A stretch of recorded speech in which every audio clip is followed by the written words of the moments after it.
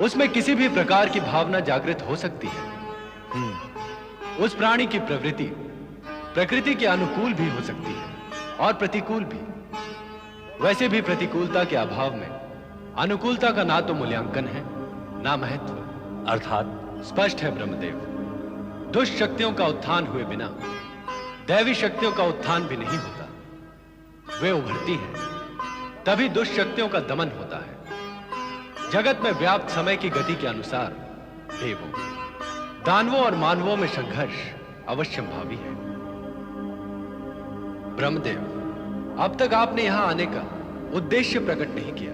महेश्वर, मैंने शुंभ निशुंभ को विवशतावश वरदान तो अवश्य दे दिया है, किंतु ऐसा करने से पूर्व मैंने उन्हें यथाशीघ्र समाप्त करने का उपाय भी निश्चित कर लिया था। तो अब मेरा कार्य आप करने लगे हैं। आप तो सृष्टि के निर्माण करता है। अपना कार्य तो आपको ही करना होगा देवेश्वर। मैंने तो आपके कार्य को तनिक सरल कर दिया है, यही स्पष्ट करने तो मैं यहां उपस्थित हुआ हूं। आपका अभिप्राय है कि शुंभ निशुंभ की गति का उपाय आपने कर लिया है? हाँ महेश्वर, मंदराचल पर आने का उद्देश्य आपने देवी पार्वती का वर्ण बदलकर पूर्ण कर लिया है। अब शुंभ निशुंभ के अंत के लिए आपको उन्हें तपस्या करने को प्रेरित करना होगा। ब्रह्मदेव, देवी पार्वती अपने श्याम वर्ण के लिए हमें दोषी समझती है, इसलिए हमसे रूठ बैठी है। ऐसे में उन्हें तपस्या के लिए हम कैसे प्रेरित कर सकते हैं? अब तो यह कार्य और भी अधिक सरल हो गया है। आप अब यह कार्य कैसे करेंगे, इसका निर्णय तो केवल आपको ही करना है। मैंने तो केवल आपको स्थिति से परिचित कराया है। अब आप मुझे आज्ञा दें।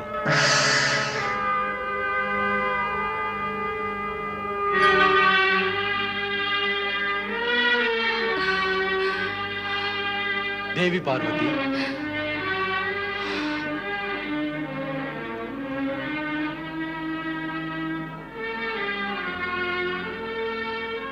देवी शिवा, इस प्रकार कब तक हमसे रूठी रहोगी? और रूठ कर तुमको मिलेगा क्या? स्वामी, मुझे मनाने का प्रयत्न व्यर्थ है। हमारा प्रयत्न व्यर्थ कब हुआ है? हुआ है कभी? वो कभी होगा भी नहीं। तुम केवल इतना बताओ कि तुम्हारा रोष कब और कैसे शांत होगा?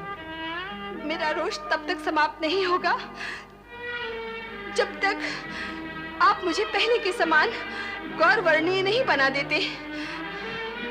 यह असंभव है, हम ऐसा नहीं कर सकते। आप मृत प्राणी को जीवित कर सकते हैं। अपने आराधक शुक्राचार्य को हजारों मृतक असुरों को जीवित करने वाली मृत संजीवनी विद्या प्रदान कर सकते हैं। और मेरा अपनी पत्नी का ये साधारण कार्य भी नहीं कर सकते। हाँ, नहीं कर सकते। क्यों नहीं कर सकते? इसलिए कि ये केवल तुम्हारे प्रयत्न से ही सफल होगा, हमारी शक्ति अथवा कृपा से नहीं। आश्चर्य है, यहाँ लाकर आपने मेरे गौर वर्ण को श्याम वर्ण में बदल दिया। वह कर सकते थे आप, यह क्यों नहीं कर सकते? गोरे को श्याम में बदलेंगे आप और श्याम को गोरा करूं मैं?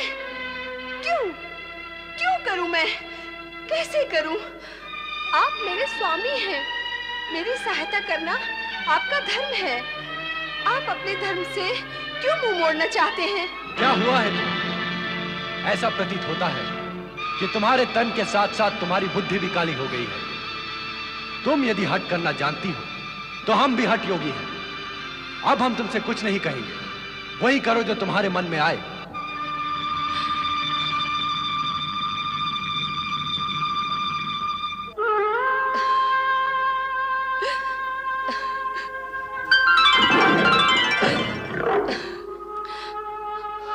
गिरिजा, गिरिजा,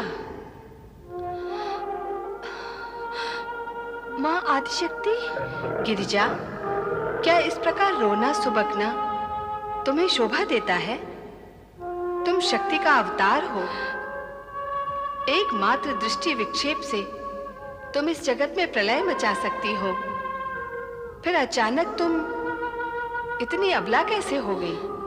अपने पति द्वारा किया गया यह घोर अपमान मैं कैसे सहन कर सकती हूँ? जो हो चुका है उसे भूल जाओ और अब तुम्हारा अपमान ना हो ऐसा उपाय करो।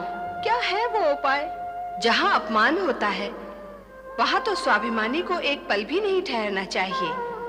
तुरंत चली जाओ यहाँ से। पर स्वामी, मुझे यहाँ से जाने की आज्ञा नहीं देंगे।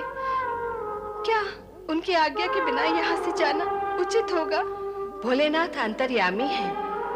उन्हें तुम्हारी हृदय की व्यथा का पता है, इसीलिए आज्ञा की चिंता किए बिना स्वाभिमान की रक्षा के लिए तुरंत इस मंदराचल का त्याग कर दो।